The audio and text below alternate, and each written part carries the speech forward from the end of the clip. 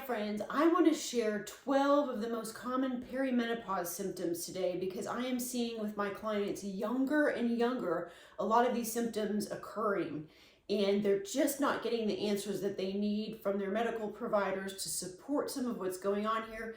Sometimes these clients are so young that it typically doesn't red flag a practitioner, a medical provider, to run comprehensive blood work in the first place. And then the second piece of that is comprehensive is a relative term. In functional medicine, we really look at just so many more markers than they typically will in the conventional medicine world, even to evaluate what's going on with somebody.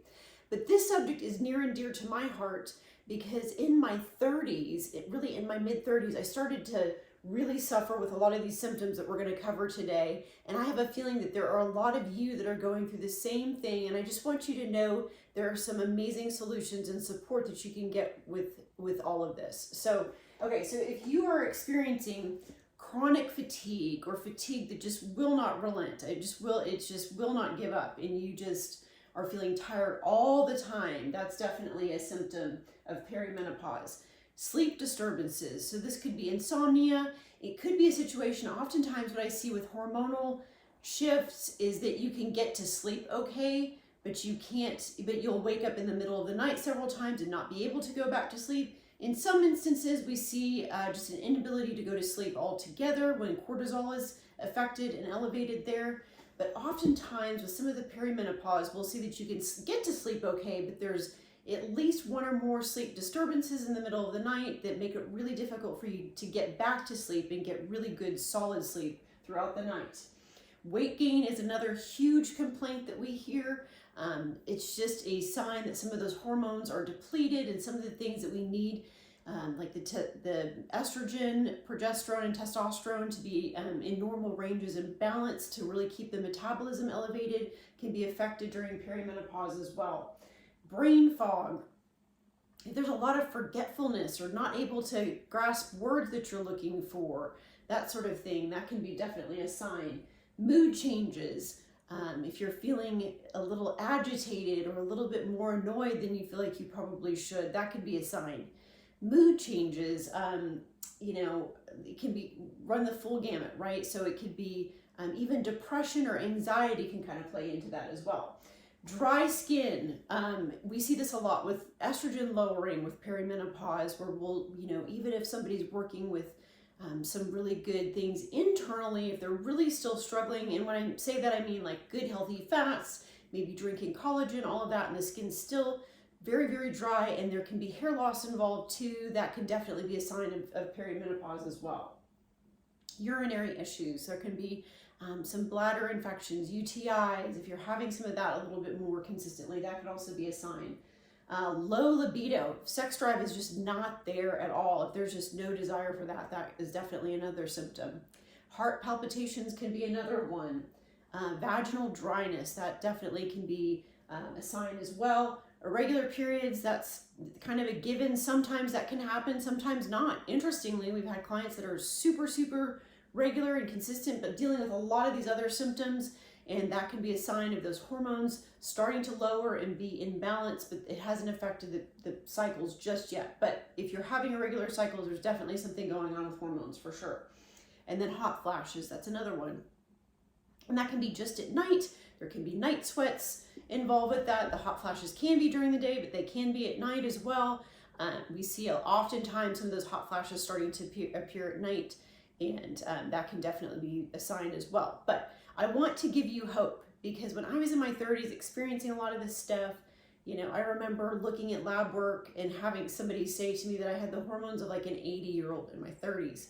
And we're seeing, like I mentioned earlier, younger and younger, some of these things happening to women. So now I'm in my late 40s, and that was obviously a long time ago that I was in my mid 30s, and even during that period of time, we've seen younger and younger women, struggling with some of these things. And I just want you to know that if we can do comprehensive lab work on you and really find out what's going on specifically with you, there are a number of ways to support that. So some things that I can give you to start working with today are really making sure that you're sticking with a whole foods diet. Anything that's going to contribute to inflammation in the body and be more for the body to have to manage is going to take away from the body being supported in this area as well.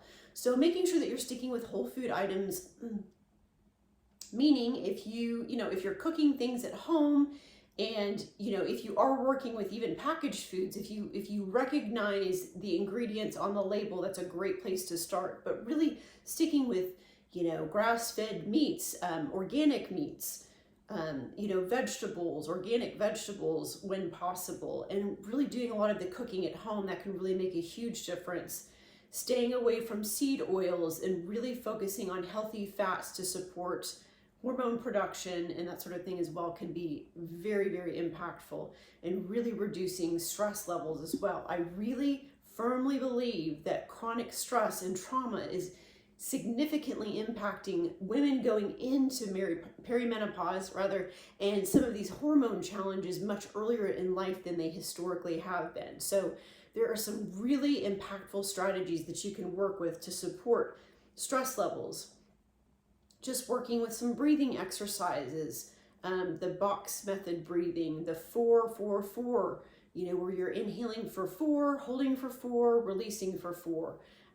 Those things can really help to regulate the nervous system and in turn have a cascading effect on these hormone levels as well. Now, when we work with lab work and really see specifically what's going on with you, there are some really incredible things that we can do to support hormone production and support hormone balance. Really is the better way to term that, because just because a hormone level is high, which is a lot of times what you see with hormone replacement therapy, does not necessarily mean that the body is doing well with that. So there's something called hormone resistance that can happen. We see this often with stress levels being very high as well, where somebody can be given a hormone, but the body's not actually doing with it what it should, and it's actually creating more issues.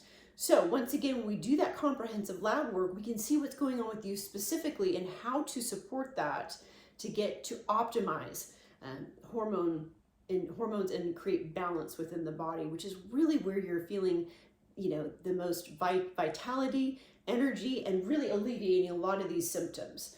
And I just want to tell you too, here I am at 48, and I feel so much better than I did in my 30s just by being able to work on some of these strategies. As I mentioned, stress, whether it's chemical, emotional, or physical stressors, I think is contributing significantly to what's going on here. If we do lab work specific to you, we can figure out where best to support all of that. But as you know, we're exposed to a lot of things environmentally, which are creating really some pretty serious issues with hormones as well, and putting people into perimenopause and menopause earlier than they should. And once again, just all of the other stressors that we're contending with as well. So hope this was some helpful information for you.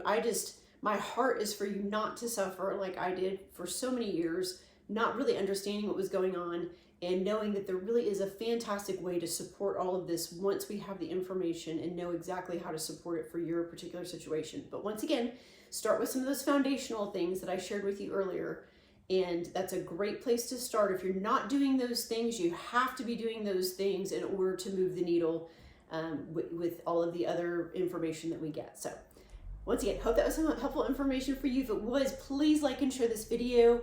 If you know of somebody else that would benefit from this information and really need some support in this area, please share this with them. Health and happiness. Have a super fantastic day. Thanks so much.